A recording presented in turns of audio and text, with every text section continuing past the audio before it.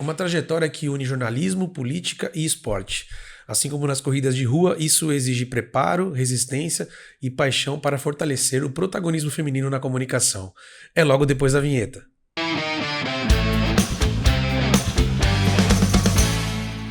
Formada em jornalismo há mais de uma década, a nossa convidada de hoje começou a carreira em redação aprendendo com um mestre do jornalismo local e construindo uma base que sustentaria sua caminhada. A primeira experiência política veio cedo, em uma campanha vitoriosa do então candidato a deputado Jorge Wilson. Depois, retornou ao setor privado, onde o esporte passou a ser parte importante da sua vida profissional. Entre corridas de rua, agências de publicidade e a comunicação de um dos maiores ralis do país, conciliou experiências que a levaram de volta à política, com o vereador Laércio Sandes e também a liderança do marketing de empresas como a Ford Truck. Ao longo do caminho, sempre esteve ligada a causas femininas e ao universo esportivo, ampliando seu repertório e sua presença em diferentes áreas da comunicação. Hoje, divide-se entre a atuação em projetos esportivos, a comunicação estratégica para clientes e o desenvolvimento de um novo sonho, criar um canal de notícias dedicado especialmente ao público feminino. A jornalista Tamires Monteiro é a convidada de hoje no LupaCast. Salve, salve, minha gente amiga, sejam todos muito bem-vindos a mais um episódio do LupaCast, o podcast da Lupacom Comunicação, onde a gente traz jornalistas, comunicadores, gente que trabalha em redação, em agência, gente que não é comunicador, mas sabe da importância da comunicação para o seu negócio, é onde a gente vai comunicar com quem comunica. Antes da gente começar o nosso papo aqui com a Tamires, eu queria lembrar você de seguir as redes sociais da Lupacom. Se você ainda não segue, faça isso agora mesmo, as redes são essas que estão aparecendo aqui na sua tela. Se inscreva no canal da Lupacom no YouTube e no Spotify, que é por onde a gente transmite o LupaCast. Acione o sininho de notificações para ficar sabendo toda vez que tiver um novo episódio no ar, uma novidade no ar. E mande sua crítica, sua sugestão de pauta. A sua opinião é sempre muito importante para todos nós, tá ok? Tamires Monteiro, obrigado por ter aceitado o convite. É um prazer te receber. Paulo, eu quem agradeço de estar aqui com você. Somos amigos aí de longa data, né, nessa jornada da comunicação. Estou muito feliz com o seu projeto. Parabéns por esse espaço, pelo conteúdo. Legal, obrigado. Pela ousadia de comunicar a comunicação. E estou super feliz e contente de estar aqui com você. Comunicar não é fácil, ainda mais falar especificamente sobre comunicação. Não né? é fácil. O que mais temos é ruído na comunicação, turma. Exatamente. É o que a gente aprende lá na faculdade. É isso mesmo. Posso te chamar de Tamis, como a gente se fala fora das câmeras? Por favor, Tamis. Tamis, como e quando o jornalismo entrou na tua vida? Paulo, você sabe que você me fez mergulhar num mar de memórias. Quando você fala, Tamis, venha, né, me convida para vir estar aqui, eu vou buscar pelas imagens que você solicita aos convidados. Eu falei, meu Deus, o Paulo, ele pede 20 fotos. Eu falei, da onde que eu vou tirar 20 fotos? Sendo que eu tenho 15 anos na comunicação já, né? Não tinha Instagram, essas coisas. Eu quase tive que acessar o Orkut para buscar essas fotos. Mas a minha história com a comunicação começa no final de 2010. De uma forma legítima, eu diria, porque é quando eu me formo em jornalismo pela Universidade de Guarulhos, aqui da nossa cidade, Guarulhos, e começo ali a minha jornada. Eu me entendo como uma comunicadora desde muito jovem, porque depois, né, com a maturidade, a gente vai relembrando ali qual a nossa afinidade com a nossa profissão. Sim. E tem gente que às vezes tem dúvida ou se forma e depois percebe que não era bem aquilo. E até hoje, 15 anos depois da minha formação, eu tenho certeza absoluta que eu me formei naquilo que eu tenho paixão, né? Porque eu era a criança que na escola falava com todos os amiguinhos. Você começa a perceber os sinais depois, né? Sim. A minha mãe falava, os bilhetes que chegavam aqui pra mim era que você incomodava os seus amiguinhos. Você acabava a sua lição de casa e ia conversar. Então, e eu era assim, eu não tinha uma turma específica, eu conversava com todo mundo. E eu escrevia muitas cartinhas pras amigas, né? Então, assim, me formar em jornalismo, compor, né, o time de comunicação, é algo que foi muito certeiro para mim. Então, eu me formo lá em 2010. Já no final de 2010 para quase 2011, eu conquisto o meu primeiro trabalho na área de comunicação, que é em redação de revista impressa. Né? Quando o digital ainda não tinha acabado, não matou o impresso, né? Mas assim, por um bom tempo, eu fiquei trabalhando dentro de redação de revista impressa. Nós produzíamos algumas revistas, né? De 3 a 4 aqui da cidade de Guarulhos também, todas voltadas para entretenimento. Então foi um período ali até muito rico, né, do meu pós-faculdade, porque eu já saio da faculdade e ingresso num lugar que consegue me dar uma boa bagagem de comunicação. Ainda antes da sua primeira experiência profissional, na faculdade, como é que foi? Tem alguma coisa que você... que te marcou, que te lembra, que você carrega até hoje ainda do teu período acadêmico? Tem, que a ilusão morre. Ótimo. A ilusão de que a gente vai salvar o mundo. Aquela visão romântica. Né? Gente, eu não sei se quem acompanha aí a gente tá lá pros seus 20 anos, mas você que vai ingressar na faculdade, tem essa ilusão de que vou fazer jornalismo para mudar o mundo, desapega. Esquece. Desculpa tá acabando com o seu sonho. Mas morre, não, eu tô brincando, mas meu período de faculdade foi bacana, eu tive a chance de no último ano compor a parte da edição do jornal, porque no último ano jornal interno, né? A gente tem que fazer algumas entregas ali, e é óbvio que não são todos os alunos que se voluntariam para essa ação, mas eu já integrava, eu era meio nerd, assim, eu não era da turma que ia pro bar, então eu já comecei a fazer jornal ali dentro da própria universidade, fazendo a edição, cuidando dos detalhes, junto com uma outra amiga, que é a Val, que também é jornalista e até hoje. Então foi um período bom, bacana. E você, assim, você tinha algum objetivo principal de atuar na área? Quando você falou, né, das ilusões da época de universidade. Você tinha algum objetivo diferente do que você começou a fazer, que foi o Impress? Sim. Tinha, e até engraçado. Eu gostava muito de moda. Eu tenho uma mãe costureira. E tive uma avó costureira, a avó paterna. Então, eu sempre estive muito envolvida nesse universo da moda. Óbvio que não é a moda mais econômica que a gente vê aí, né, na publicidade, mas sempre envolvida por moda. E eu tinha um desejo de fazer jornalismo em moda, em trabalhar como revistas como a Vogue, né? Ou até aquelas mais ali adolescentes, Capricho da vida. Então, na época, eu nutria esse sonho. Depois que eu me formei em jornalismo, passou um tempo, eu fiz uma formação de jornalismo em moda pela USP. Mas eu nunca... Uma especialização? Isso, mas eu nunca cheguei a trabalhar na área, assim. E aí, hoje eu sou totalmente desencanada, inclusive da moda em si. Eu não sou alguém que acompanha, que segue tendência. Eu gosto de me vestir confortavelmente, Paulo. Mas tive esse sonho de trabalhar com moda. E como é que foi começar a carreira em algo que você não almejava, que foi o jornalismo impresso? Você falou das revistas. Quais eram as revistas e como que foi esse início de profissão para você de carreira? Olha, foi gostoso. Porque eu acho que foi uma conquista, pelo menos sob a minha ótica, né, como eu leio aquele período, foi assim, que foi na época e até hoje para mim é a mesma sensação. Porque para quem sai, né, de uma faculdade e quer ingressar na área, eu acho que você ingressar, ter essa conquista logo de cara já é muito bom. Tem gente que leva tempo até conseguir, né, entrar na área, e eu consegui entrar, na época era a editora do Valdir Carleto, né? O seu Valdir Carleto é um grande jornalista de Guarulhos. Já esteve aqui também. Já esteve, inclusive assisti o podcast dele, muito bom. O seu Valdir, se estiver nos vendo, um beijo.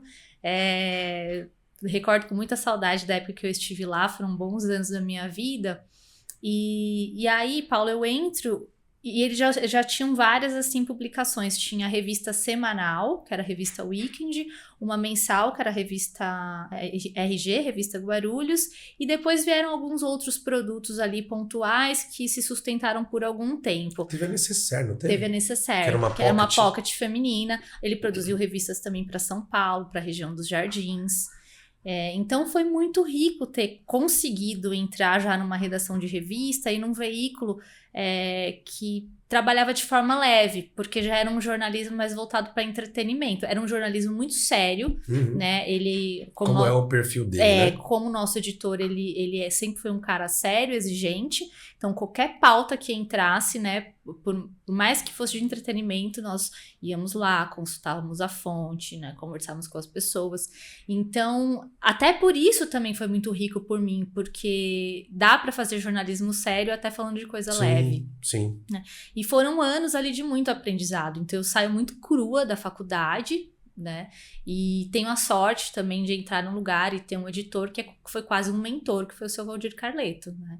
Então foi uma alegria, de verdade, ter trabalhado lá por alguns anos. Você ficou quantos anos lá? Chegou a pegar o início do Clique Guarulhos? Do Clique, peguei sim. Mas você não chegou a atuar no Clique? Não, muito pouco. Ele tava começando o Clique, aí eu saí, mas eu fiquei, assim, eu digo que foi um período de um pouco mais de 6 anos, mas com uma saída e retorno, porque eu fiquei lá acho que 3 anos consecutivos, aí eu recebo um convite para atuar com política, na época para ajudar na construção da campanha de um candidato a deputado estadual, que inclusive conquistou pela primeira vez a eleição dele, aqui da cidade de Guarulhos, ele inclusive, e aí eu fico esse período, né, faço política, porque eu sentia necessidade de ter outras experiências, então eu topei participar disso. Então eu saio, eu fico um tempo na política, tenho passagem até por agência e depois eu retorno para a redação de revista, né? Mas ao longo desses anos também eu cheguei ali muito perto da linha limite entre impresso e digital, né? O digital ele começa a despontar com muita força, redes sociais, e aí as coisas dão uma mudada nesse cenário do impresso. Já não compensa tanto fazer impresso, né? Vale mais a pena estar no digital. Então muda todo o cenário de comunicação impressa. Sim. Você trabalhou com muita gente boa ali na época, né? Da editora lá com o Valdir. Entre eles o nosso colega Rafael, que está comandando a nave, né? Está atrás das câmeras atrás ali. Das câmeras. Pediu para ser convidado de um podcast, que ele falou que ele não veio ainda, gente. Aí, Rafa. O host ainda não convidou ele. Eu tô te dando essa moral, hein?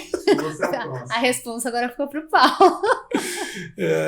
Que você lembra de algo? Você lembra de algum caso interessante, de algo que tenha te marcado nessa passagem por lá, com o pessoal que trabalhou com você na equipe? Paulo, perrengue sempre tem, né? Mas que é a dinâmica até de uma redação. Você como jornalista entende. Cada dia é uma pauta, é uma novidade, são coisas novas, coisas que a gente pensa que será de um jeito e acaba sendo de outra forma.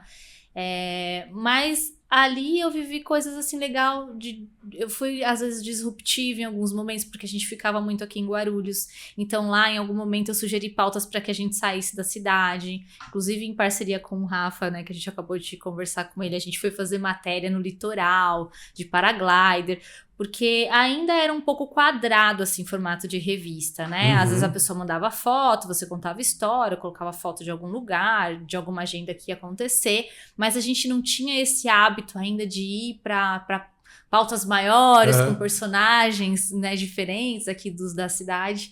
Então eu tive a chance de viver assim essas coisas lá e da criação de produtos. Isso que eu acho muito legal, porque você estar numa empresa, você ter a chance de ver ela crescer e desenvolver novos produtos também é bacana demais. Sim. Então, lá na Carleto, além das publicações, né, impressas, teve em algum momento que eles ousaram bastante. Então, até o Fábio, que é o filho do seu Valdir... Que também já esteve aqui. Também vi. Ele começou a fazer o Poder Empreendedor. Hoje, nós vemos uma série de eventos de empreendedorismo acontecer, sim, de network. O Fábio, ele foi pioneiro nesse sentido, quando eu olho lá atrás. Porque o evento... Como ele fazia o evento, sim, né? E o porte do evento trouxe Luísa Trajano. Gente pesada, né? Sim, assim, ele fez algo que hoje em dia as pessoas fazem a rodo. E lá atrás ele começou, e eu participei desses movimentos também. Então foi legal ver essa construção. E você citou a sua saída, né, do jornalismo para a política, para a área de comunicação também, mas uma, sim, comunicação bem diferente que a comunicação política. Bem diferente. Você atuou na campanha do então candidato Jorge Wilson, que venceu a eleição, né? Sim. Durante o teu trabalho lá. Como é que foi essa virada de chave para você? De sair você saiu da faculdade, já entrou no jornalismo impresso com um cara que é um mestre do jornalismo na cidade, e de repente você vira totalmente a chave, você vai trabalhar como político, né? Como é que foi isso para você e o que você aprendeu lá? Paulo, acho que a primeira palavra que vem aqui foi um baque. Porque, veja, eu tinha 20 e tantos anos, eu não tinha experiência na política. A política, ela é também muito dinâmica. e urgente, eu diria, né? Então, por mais que as redações também tenham uma certa urgência, principalmente hoje, né, com o digital, Sim. que se a gente não sai na frente, a gente perdeu. Não já tem mais perdeu deadline, time. né? Né? Não, deadline não existe. Mas eu, com 20 e tantos anos e sem tanta bagagem, foi um baque. Porque entender a política nesse momento de construção... E assim, acho que é importante pontuar que eu não venho de uma família de políticos que faz a diferença. Eu não tinha essa ambição de trabalhar com política, então eu vou mesmo para ganho de experiência. Para conhecer o mercado. E também, assim, foi o Jorge Wilson, outra figura, né, bem emblemática aqui da nossa cidade, e eu e o Jorge estudamos juntos na universidade. Nós nos formamos como jornalistas na mesma turma. Ele foi seu colega de faculdade? Foi. Até por isso ele me faz esse convite, porque como nós tínhamos essa amizade de faculdade, ele fala, Thamis, vem integrar aqui o nosso time para agregar, para ajudar, e eu topo. Mas a política em si, não tô falando da pessoa, né, do candidato, é um ecossistema, assim, muito desafiador. Sim. Então, para uma jovem de 20 e tantos anos, Paulo, quando eu fui para essa experiência, eu fiquei um pouco assustada. Né, até você entender toda aquela movimentação, porque a política, para mim, ela não é só comunicar, você tem que entender sobre ideologia. Uma coisa é você entender sobre assuntos, né? Aconteceu assunto X, construir um shopping, alguém morreu, né? São assuntos, né, ali muito pontuais. Agora, a política, você precisa ter um contexto, você precisa ter um know-how. É a minha percepção hoje. Então, quando eu vou ali com 20 e tantos anos, eu não tinha isso. Então foi muito difícil, tanto que eu fiquei durante toda a campanha dele, ele venceu, foi muito bacana, e depois eu não fiquei por escolha, porque para mim era muito diferente. E aí eu volto pro mercado privado, né, para continuar na área de comunicação, e só depois de um tempo que eu retorno, mas aí com um pouco mais de maturidade, de conhecimento de causa mesmo, né, de envolvimento com a política, num sentido de estudo, né, de você se politizar. Porque a gente fala muito, eu acompanho. Você acompanha, mas você entende o que você acompanha, né? Você tem respaldo daquilo que está acontecendo, que são coisas diferentes. Eu acho que quem escolhe trabalhar com comunicação na política, minimamente precisa ter isso. Sim. E na política tem um agravante, né, de que nem tudo que está sendo comunicado não é que não aconteceu, mas é que tem mais coisa que poderia ter sido comunicado, mas que por conta da estratégia, aquilo não é comunicado, ou é guardado para ser comunicado depois, né? Então é uma outra visão daquela visão do jornalismo tradicional, né? Sim. De que o que é o fato você vai publicar do a quem doer, né? Na política você tem essa questão até estratégica de você comunicar de acordo com o que você precisa naquele momento, né? Então, para você deve ter sido muito impactante essa diferença. Né? Sim, com certeza. Vai além do que você gosta ou deixa de gostar. E eu nem tô falando aqui de escolher lados, tá, turma? Que fique bem claro. Sim, mas é sobre o seu trabalho, passa a ser o seu trabalho. Então, você precisa comunicar de acordo com o que te pedem, né? Sim, exatamente. E aí você precisa ter esse conhecimento. Legal. Você comentou um pouco sobre o começo da carreira no impresso, né? E as mudanças que aconteceram na forma de se produzir jornalismo, de se consumir jornalismo, durante a tua passagem lá pela Carleto, né? Indo pro digital. Isso mudou muito e muito rápido, né? Cada vez mais rápido, a velocidade parece que só aumenta, né, dessas mudanças. Como é que você vê as mudanças e o que você acha que mais elas impactaram no jornalismo? Mudanças irreversíveis, eu diria. E daqui para frente a coisa deve piorar, né? No sentido de se acentuar, talvez, né? Acho que essa que é a palavra, se acentuar. Paulo, eu poderia aqui trazer vários elementos. A gente poderia ficar discutindo aqui 5 horas sobre essas mudanças. Sim. Mas, para mim, hoje o que mais pega é a questão da informação rasa, que está muito conectada com a fake news. Né? Antes a gente tinha esse cuidado de estruturar a pauta muito pautado em fonte segura, né? E até com essa obrigação e talvez até com uma ética mesmo, né? Embutida naquilo que nós aprendemos. E hoje isso se perdeu completamente, né? E eu nem culpo as pessoas ou quem está produzindo, é porque é o que é. A vida virou uma loucura, as informações elas são distribuídas aos montes e de uma forma muito rápida. Então, é óbvio que você não vai parar para confirmar se aquilo que estão te falando é uma verdade ou uma mentira. Sim. Né? Então, eu vejo isso como o principal problema hoje de dentro da comunicação. Né? Você não tem tempo para aferir mais fonte.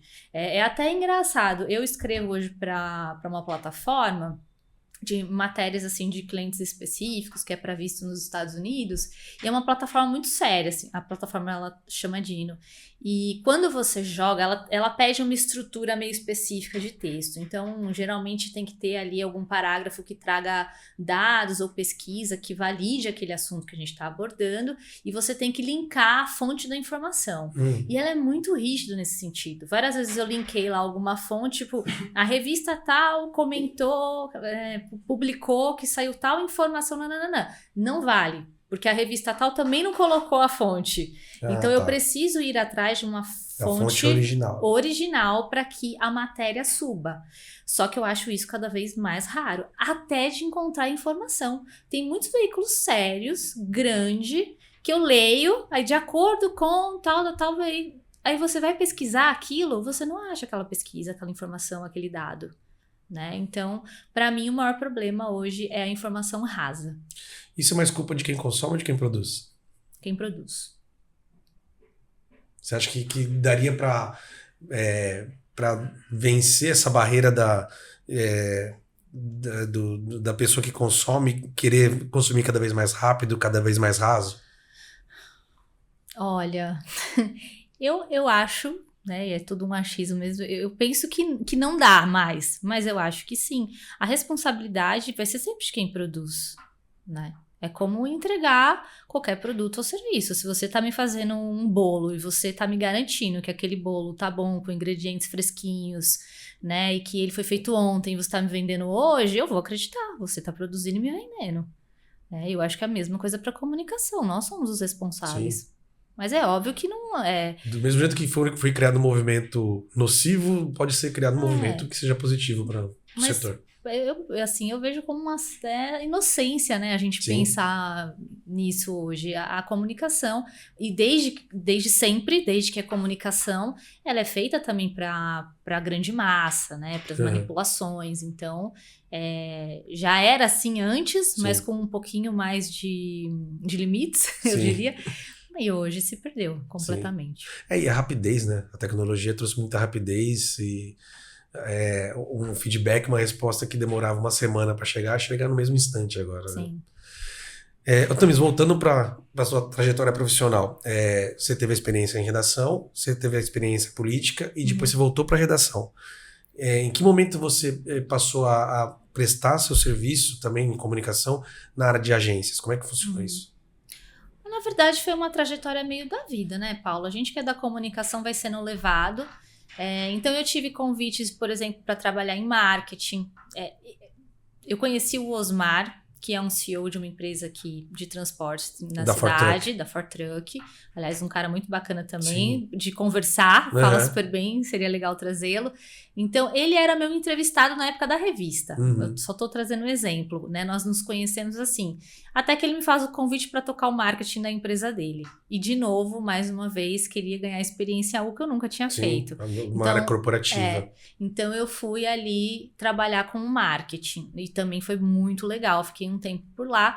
E aí vão acontecendo os convites, naturalmente. Você vai ganhando bagagem, né? Vai conhecendo mais gente que não era do teu círculo. Vai ganhando musculatura dentro do seu trabalho de comunicação, porque primeiro você sabe fazer a coisa da redação, e aí você aprende novas habilidades. Sim. É muito comum, eu acho, que pra gente da comunicação, até pra sobrevivência. Porque na redação você tem contato com muita gente que não é do seu meio, né? Isso. Eu digo que a gente é um expert em nada. Sim. Porque, sabe de tudo um pouco. Isso, mas não é profundo em nada. E aí, meu trabalho com as agências também foi nesse ritmo, assim, né? De conhecer, de ser convidada, de boas propostas. E é também um outro universo, a agência. Porque aí você tá falando de produto e serviço e é uma comunicação muito mais focada. Né? E que hoje, por exemplo, o digital pede muito. Sim. Né? Mas as passagens por agência foi mais ou menos por isso. Sim. E esse pisar numa área que é mais comercial, entre aspas, Uhum. né, da comunicação, que é o marketing. Como é que foi pra você? Olha, Foi tranquilo. tranquilo? Eu não sou boa de vendas, eu assumo. E todo mundo tem que ser um bom vendedor nos dias de hoje. Mas eu acho tranquilo, porque temos os nossos interesses. E uma Uhum. empresa, né, quando ela existe, seja para vender produto ou serviço, ela tem o próprio interesse. Então é natural que a comunicação se desenhe, né, em prol de uma narrativa ali que é para vender. Aham. Né? Também é outro ponto que eu acho a inocência. Hoje tem muita, assim, muita discussão sobre o influenciador, né, tá? Porque, pô, o cara só quer vender. Gente, mas é o que é? O É capitalismo. a base de tudo sempre foi essa, no final das contas, né? Eu acho que eu tô aqui destruindo o sonho de um monte de gente, mas é isso, gente. Você tem que Exatamente. jogar conforme o jogo. Mesmo no nos tempos áureos do jornalismo, o que mantinha a receita era nos publicitários, era pra Exato, esse é vender. um bom ponto. Nós tínhamos lá a matéria É, maravilhosa, a gente como jornalista amava. sim, 3.000 caracteres. Eu sim. nunca mais escrevi 3.000 caracteres, nem release. Aí saiu uma matéria incrível. Aí do lado tinha lá a publicidade, que é quem Sim. pagava a conta os nossos salários. Não Exatamente, é? Sempre exatamente. foi Sempre assim. foi assim. É o que você falou, é que teve uma época que isso era um pouco mais disfarçado, né? Você tinha aquela divisão um pouco mais clara do que era editorial, do que era comercial. Hoje é muito híbrido, né? Sim. Existiam os publi editoriais, branded content, quer dizer, isso ficou um pouco mais junto. E aí aquela visão romântica do jornalismo que você falou lá no começo acaba sendo minada, né? Outra vez eu queria passar para uma outra fase da tua vida, Uhum. que quem te acompanha nas redes sociais vê muito claramente o quanto que você é apaixonada pelo esporte e especificamente pelas corridas, né? Sim. Eu queria saber como que isso começou na tua vida, se você já fazia antes, isso depois ganhou força, como é que foi isso? Essa história é curiosa, gente, porque assim como você me perguntou o que eu sonhava fazer um dia, que era jornalismo em moda, e eu nunca fiz, o esporte apareceu na minha vida de uma forma que eu jamais imaginei. Foi o contrário, porque eu era péssima em esportes na escola, a última a ser chamada pelos coleguinhas, então eu sequer imaginei um dia na minha vida que eu ia me envolver tanto com esporte, ainda mais na comunicação. Essa história começa, eu começo a correr por hobby em algum momento ali da minha vida, como a maior parte aí de vocês. Sim. E só que em algum momento eu entro numa empresa que organiza eventos esportivos em São Paulo. Na área de comunicação. Na área de comunicação. É isso, oportunidade, fui para trabalhar na redação. Tá. Só que nesse período, nessa fase, já era uma redação muito voltada para SEO. Uhum. O que estava acontecendo, né? Antes a gente sentava lá numa reunião de pauta e cada um sugeria uma pauta, acho que isso é legal, tá acontecendo isso. Aí a gente já vai para um outro nível de comunicação, que é quando a internet ela começa a movimentar os negócios, né? Então as pesquisas, as matérias, elas começam a ser pautadas pelas pesquisas. Pelas pesquisas. Então a gente não escreve mais matéria aleatória porque gosta, porque quer. A gente escreve de acordo com o que as pessoas estão pesquisando dentro de Google e de outras ferramentas. E aí eu vou para essa empresa, que ela chama Norte Marketing, existe até hoje, é uma das maiores do Brasil. Elas organizam eventos. As corridas de ruas maiores que tem ali em São Paulo, o Circuito das Estações, quem corre vai saber, são eles que produzem. Então eu vou para esse universo que também é novo para mim, mas com um plus de quem gosta da corrida. Uhum. Então, né, eu tô num lugar que fala de corrida e eu já corro e gosto da coisa. E aí meu trabalho começa a se misturar com esse hobby. Ali, por exemplo, estando ali, eu tive a chance de ter a primeira relação com a Nike, com a marca. Na época, a Nike, ela trouxe para o Brasil um evento que foi o primeiro evento de mulheres também, de corrida só para mulheres. Uhum. A Nike foi muito pioneira nisso, foi em 2018, se eu não me engano. E aí eu vou como jornalista para esse evento, para cobrir esse evento, e também participo como atleta. E aí, a partir disso, eu começo a me relacionar com marcas, aí eu começo a colocar um pouco mais de energia também na corrida, dentro da minha comunicação pessoal. Por isso, hoje, quem olhar a minha rede social vai ver que é uma rede social muito voltada para o esporte e para a corrida. E uma série de coisas começam a acontecer. Então, a partir disso, eu construí um coletivo feminino. Que legal. Eu fui me interessando muito pelo assunto, sabe, Paulo? Fui sendo muito conquistada pela corrida e hoje, especificamente, eu faço a corrida que é corrida em trilha e montanha. Que é a bolha da corrida. É um negócio bem específico. E também trabalhando, né, com comunicação nessa área. Porque as próprias organizadoras, né, tendo poucas pessoas também que fazem esse trabalho dentro da organização de eventos, eles também me veem como uma porta-voz. Uma pessoa que pode ali contribuir. E aí eu começo também a dar essa contribuição para o esporte, né? O meu trabalho ainda principal não é esse, mas tudo que eu posso, eu faço, até para contribuir mesmo com o crescimento do esporte, principalmente do esporte feminino, Paulo.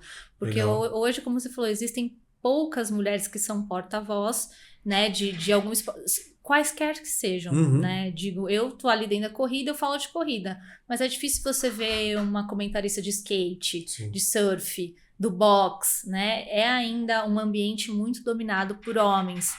Está mudando, ainda bem, mas a gente ainda tem um trabalho a fazer, uma estrada para pavimentar.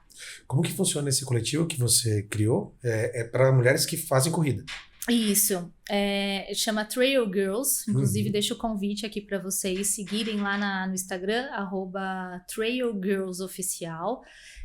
Como que isso nasce? E é curioso porque tem a comunicação no meio. Eu lembro que eu participei de um evento de mulheres, uma corrida feminina, só feminina, em São Paulo. Fui a convite de outras amigas e eu não tinha trabalhado em nenhum desses lugares, tá? 12 mil mulheres. Só mulheres. Eu falei, meu Deus, é muita mulher por metro quadrado numa única corrida. Eu nunca fui a mulher muito assim feminina, da sainha, da maquiagem e tal. E ali elas eram, assim, a maioria, assim, muito conectada com isso e tá tudo bem, não é crítica. Sim. Mas eu falei, acho que é a última vez que eu venho aqui, assim, muita mulher por metro quadrado. E foi engraçado, porque eu fui depois trabalhar na empresa que organiza esse evento. E aí eu pude ali ter um olhar de negócio sobre aquilo, né, de business. E era uma das corridas que mais movimentavam ali o financeiro da empresa, né? Assim, a mulher, ela Qual era a corrida? Chama W-Run. Tá. Existe até hoje. Sim. A mulher, ela tem poder de decisão de compra, né? Então, é um público que movimenta muito a parte, né, de compras. Então, eu pude olhar sob uma outra ótica, né? Olhando de dentro da empresa, como isso era construído ali para aquele público. Mas tá bom, ainda sem pretensão nenhuma. Só foi uma oportunidade de olhar para isso. E aí, em algum momento, quando eu já estou praticando esse esporte, que é o Trail Run, a gente chama de Trail Run, a corrida em trilha, eu conhecia pouquíssimas pessoas que faziam, inclusive mulheres. Tá. Então, assim, as minhas referências eram referências muito distantes de mim. Por exemplo, no futebol tem a Marta, né? Pro meu esporte, não tinha nenhuma Marta. Tá. E ainda assim, a Marta que ali existia, ela chama Fernanda Maciel, ela é muito conhecida, vou trazer ela como exemplo. É uma mulher brasileira, mas que mora na França há anos, né? Tem vários recordes no Guinness. É uma puta referência, mais distante. E ela é corredora de montanha. De montanha. Ela tava no Pedro Bial esses dias.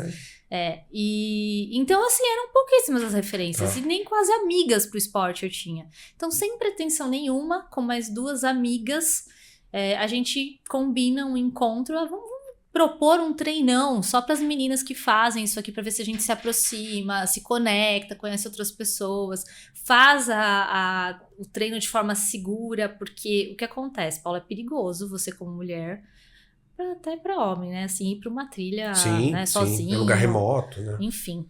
Aí a gente faz com esse propósito, assim, de um encontro, e o negócio dá muito certo. Vão 90 pessoas nesse primeiro encontro. 90 pessoas? No primeiro? 90 mulheres. E elas começam a pedir outros encontros. E aí a gente começa a se movimentar também para fazer essa entrega. Você vê que a tua inquietude não era só sua. Né? Não era só minha. Tanto que o projeto existe há quase 7 anos. Caramba, tudo isso já? Vai completar 7 anos em fevereiro de 2026. E aí começa também a minha jornada, e também envolve comunicação, porque além dos treinões, né, de toda essa movimentação com o público feminino, em algum momento os organizadores de evento começam a nos convidar como coletivo, como, né, eu e junto com a Ana Pagiosi, que é quem toca comigo, começa a nos chamar e nos convidar para dar um suporte para as provas.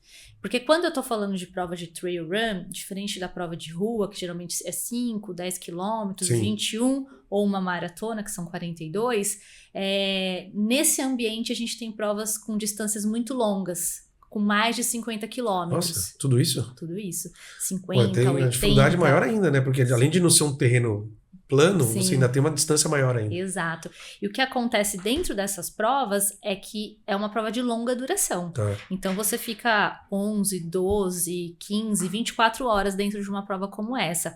A mulher faz uma prova dessa e ela passa esse tempo. Então, como você acolhe uma mulher dentro de uma prova, né, já que você sabe que ela vai passar esse período de tempo ali e de repente ela vai precisar de um absorvente, ela precisa trocar a roupa dela em algum posto de controle que tem em todas as provas. Então, os organizadores passam a nos convidar para dar um suporte de comunicação também para mulheres. Mas não só. Não só, mas como acolhê-las melhor também dentro das provas. E a comunicação, inclusive, dentro deste contexto específico, né, da prova feminina, é importante porque o que acontecia, principalmente aqui no Brasil?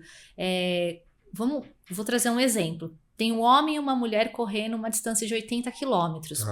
Biologicamente, o homem ele corre mais rápido, então é natural que ele passe primeiro em algum ponto ali da distância, né? Ele chegou com 3 horas nos 30 quilômetros, um exemplo. A mulher vai chegar com um pouquinho mais de tempo. É comum, é natural. E aí, o que acontecia? Até por uma falta de estrutura de comunicação, essa prova comunicava o homem que passou o primeiro, o que a gente chama de elite, né? Mas não comunicava a primeira mulher. Porque ele estava ali preocupado em acompanhar os primeiros. Então, passava o primeiro, o segundo, o terceiro homem. Que veio depois. Equipe pequena, lugar remoto e tal. Vamos seguir o bonde. E aí, a mulher ficava sem comunicação. Eu não sabia quem era a primeira, a segunda e a terceira colocada. Então, isso também foi sendo muito cobrado dos organizadores. E a gente também entra para dar como que funciona na prática essa comunicação numa área que é remota, que você não tem sinal de internet? Como é que você faz?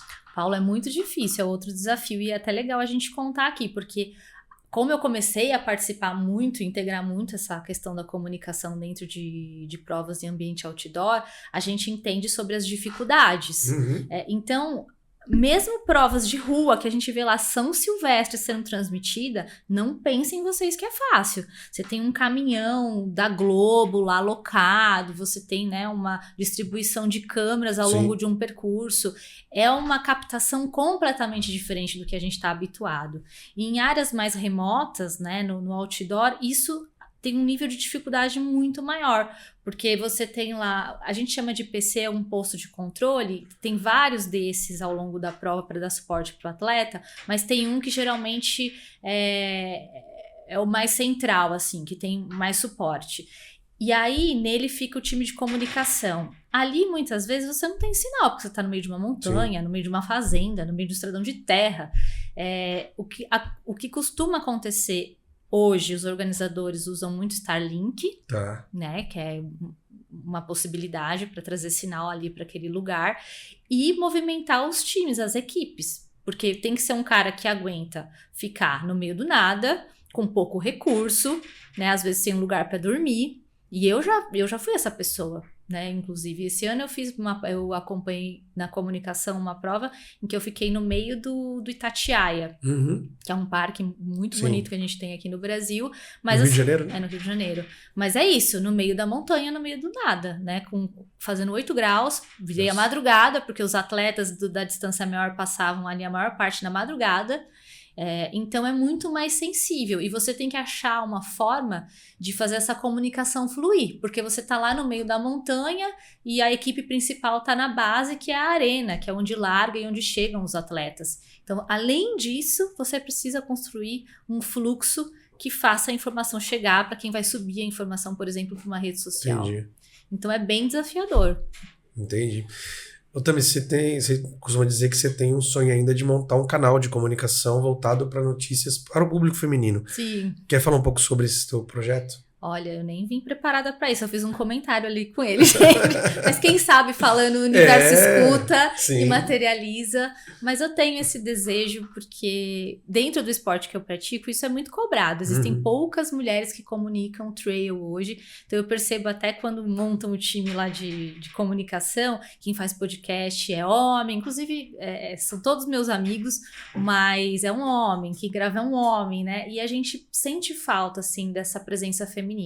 E aí eu expando para fora do meu esporte essa ideia, porque eu percebo que existe essa falta em todos os esportes, né? A comunicação do esporte feminino.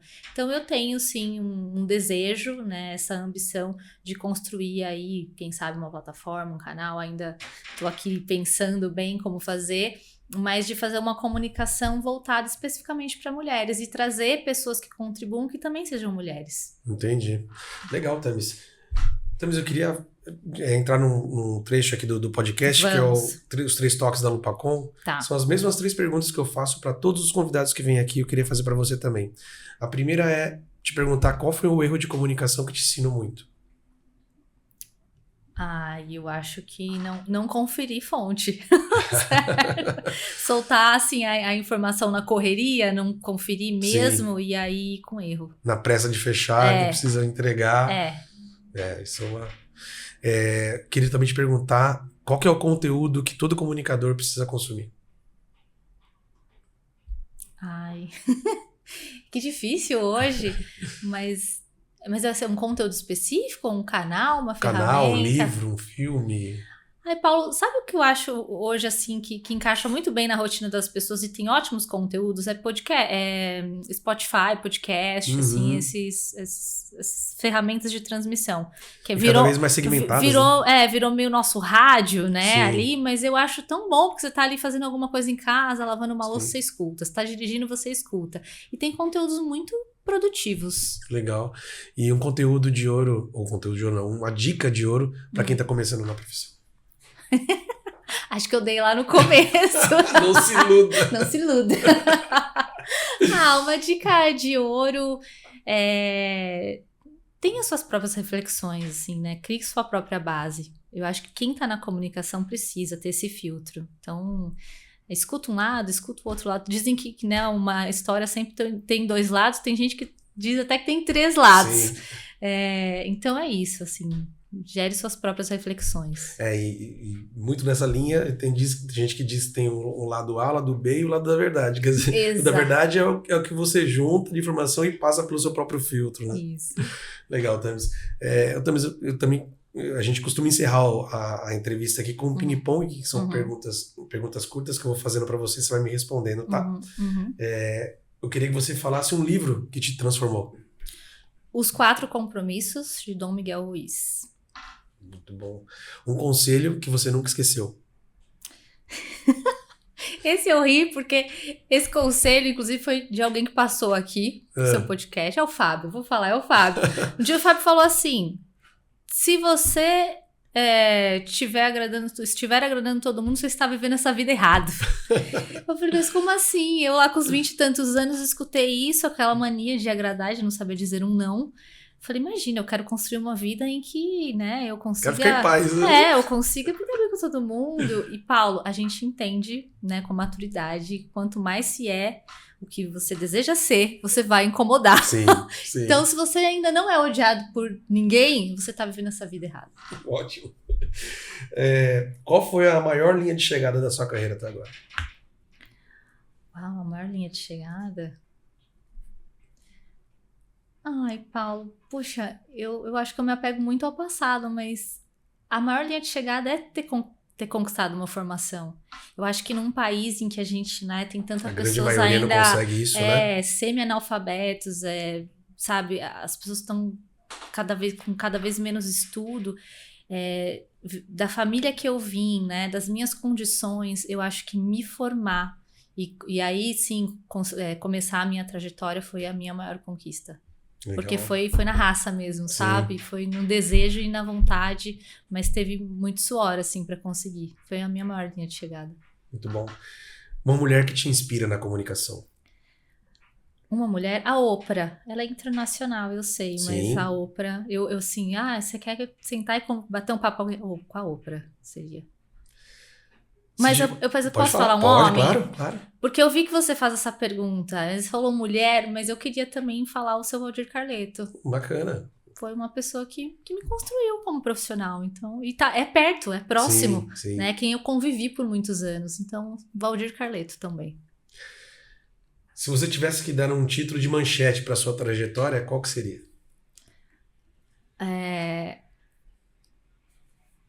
Mulher transforma a comunicação no esporte. E para fechar, se você pudesse voltar no tempo e falar com a Thames novinha, lá começando, cheia de sonhos na cabeça, o que você falaria para ela? Calma, vai dar tudo certo, mas vai ser bem difícil em alguns momentos. Não vai ser. Vai ter muito perrengue, mas confia que você tá fazendo um bom trabalho. Thames, faltou te perguntar alguma coisa? Acredito que não, Paulo. Só tenho que te agradecer mesmo. Também te agradeço por dividir um pouco da tua história aqui com a gente. Obrigado por ter vindo. Eu quem agradeço mais uma vez e sucesso. Muito sucesso para você e para o time. Obrigado, obrigado. E também agradeço a você que está nos assistindo, você que nos assistiu. Agradeço ao Rafa, que logo logo estará aqui na bancada, que está comandando a nossa nave aqui. Lembrar você de seguir as redes sociais da Lupacom. As contas são essas que estão aparecendo aqui na sua tela. Se inscrever no canal da Lupacom no YouTube e no Spotify, que é por onde a gente transmite o LupaCast.